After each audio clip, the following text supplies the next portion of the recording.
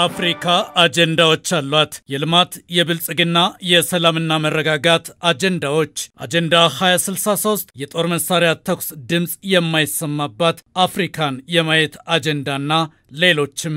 ይህ ሁሉ የሚሆነው አፍሪካ ሰላምና ደህንነቷ ተረጋግጦ ዘላቂ መረጋጋት ሲኖር ነው።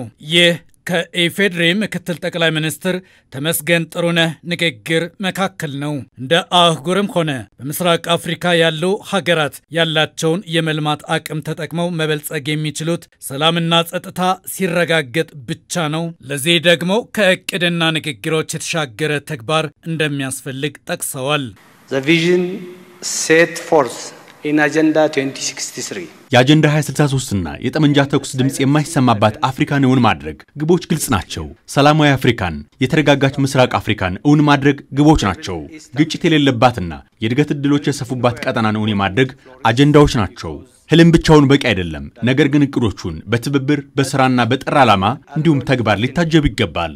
cooperation and clarity of purpose ደግሞ ኢትዮጵያ ከድሮ እስከ ዛሬ ለሰላም የተጋች ለአህጉራዊና ቀጠናዊ መረጋጋት ያቀደች ብቻ ሳይሆን የሰራች፣ የወጣች፣ የወረደች ዋጋም የከፈለች የሰላም ዘማች ናት። ይህ የኢትዮጵያ ትውልድ ተሻጋሪ የሰላም አጋርነት ዛሬም አልተቋረጠም። Ethiopia has long stood ኢትዮጵያ ለአካባቢ ሰላም ለዓመታት በጽናት የቆመች ሀገር ናት። ይህ የኢትዮጵያ የማይናወጽ ለአካባቢ ሰላም የመቆም ተግባር ማንም ሀገር ጎረቤቱ በሰላም እጦት እየተናወጸ መበልጸግ የሚችል ሀገር የለም ከሚል እምነት የሚፈልቅ ነው። ኢትዮጵያ ሉዓላዊነትና ሰላምን በመጠበቅ እንዲሁም ለአፍሪካ ችግሮች አፍሪካዊ መፍትሄዎች መስጠትን በመተግበርና በማበረታታት የብዙ ትውልዶች ጎዳናን አልፋለች። African led solutions for African challenges የምስራቅ አፍሪካ ቀጠና በብዙ የሰላምና ደህንነት ችግር ወጀቦች እየተፈተነ ነው። ለችግሩ ምንጩ ብዙ መነሻውም ሰፊ ነው። ከሁሉም እየተባባሰ ያለው አሳሳቢ ጉዳይ በመንግስታት የጎረቤት ሀገር ታጣቂዎችን የመደገፍ እኩይ ተግባር በምክትል ጠቅላይ ሚኒስትር ተመስገን ጥሩነህ ተገልጿል። One of the greatest threats to regional peace ለቀጠናዊ ሰላም ትልቅ ፈተና የሆኑ ካሉ ጉዳዮች መካከል በቀጥታና በድብቅ የሚደረጉ አንዱን ሀገር ታጣቂ ኃይል ሌላኛው ሀገር ማስታጠቁ ነው።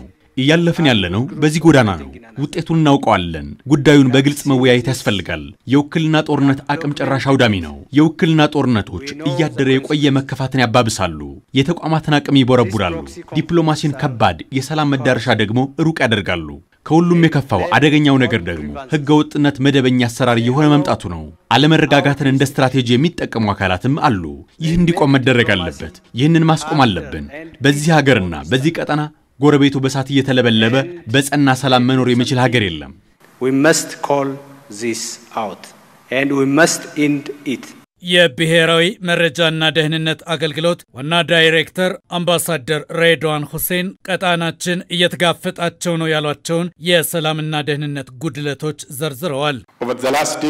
ባለፈው 10 ዓመት ምስራቅ አፍሪካ ብዙ መልክ ያላቸው የደህንነት ፈተናዎችን ተጋፍጧል። የፖለቲካ አለመረጋጋት፣ የሀገራት የውስጥ ግጭት፣ የውጭ ጣልቃ ገብነት፣ የተደራጁ ወንጀሎች፣ የሳይበር ጥቃት፣ ድንበር ተሻጋሪ ሽብርተኝነት፣ የባህር ላይ ዝርፊያና ከአየር ንብረት ለውጥ ጋር ተያይዞ የሚከሰቱ ግጭቶች አጋጥመዋል። ቀጣናችን በማይካድ መልኩ የዓለማችን ትልቁን የተወሳሰበ የደህንነት ፈተና እየተጋፈጠ ነው።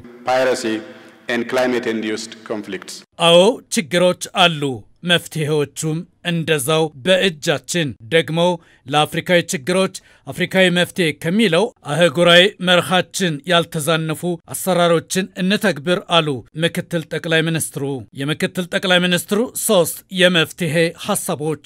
First, East African nations must take የመጀመሪያው የአፍሪካ ሀገራት የራሳቸውን ደህንነት ለማስጠበቅ ኃላፊነቱን መውሰድ አለብን። ሰላም ከውጭ የሚመጣ ሳይሆን ከውስጣችን የሚፈልቅ ነው። ችግሮቻችን መፈታት ያለባቸው በራሳችን ነው።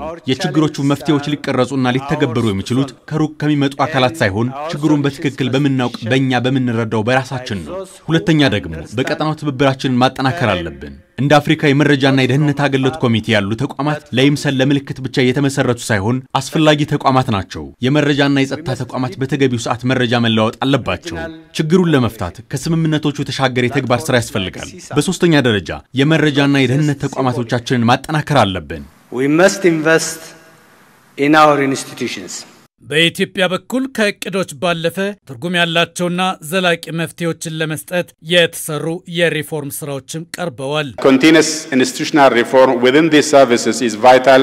በምስራቅ አፍሪካ እያጋጠሙ ያሉና በየጊዜው የሚቀያየሩ የደህንነት ችግሮችን ለማለፍ የቀጠናው ሀገራት የደህንነትና መረጃ ተቋማቶችን ማሻሻል ተገቢ ነው። የኛ ተቋም የብሔራዊ መረጃና ደህንነት አገልግሎት ከ2010 ጀምሮ ሙያዊ ብቃቱንና የመፈጸም አቅምን ለማሳደግ ሰፊ ተቋማዊ ማሻሻያ ሲያደርግ ቆይቷል። ሪፎርሙ በዋናነት በሰው ሀብት ልማትና በቴክኖሎጂ ክህሎት ላይ ልዩ ትኩረት በማድረግ የመፈጸም አቅምንና ብቃትን ለማሳደግ የተሰራ ነው። Have markedly enhanced efficiency and performance of our service.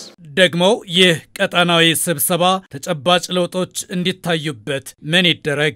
Let this gathering in Addis Ababa ይህ ስብሰባ በመረጃና ደህንነት ጉዳይ ላይ ታላቅ ጥፋት እንዲሆን ለማድረግ እንስራ። ችግሮችን በሐቅ ተነጋግረን መፍትሄ እናስቀምጥ። ፈተናዎቻችንን በመለየት ለዘላቂ መፍትሄ የምንተጋበት ይሁን። በምክክራችን ከንግግር ባለፈ የሚጨበጥ መፍትሄ ለማምጣት እንስራ። የውሳኔ ሐሳብ ብቻ ሳይሆን ተግባር እናሳይ። ኢትዮጵያ ሁሌም ለዚህ ዝግጁ ናት። not just declarations but actions.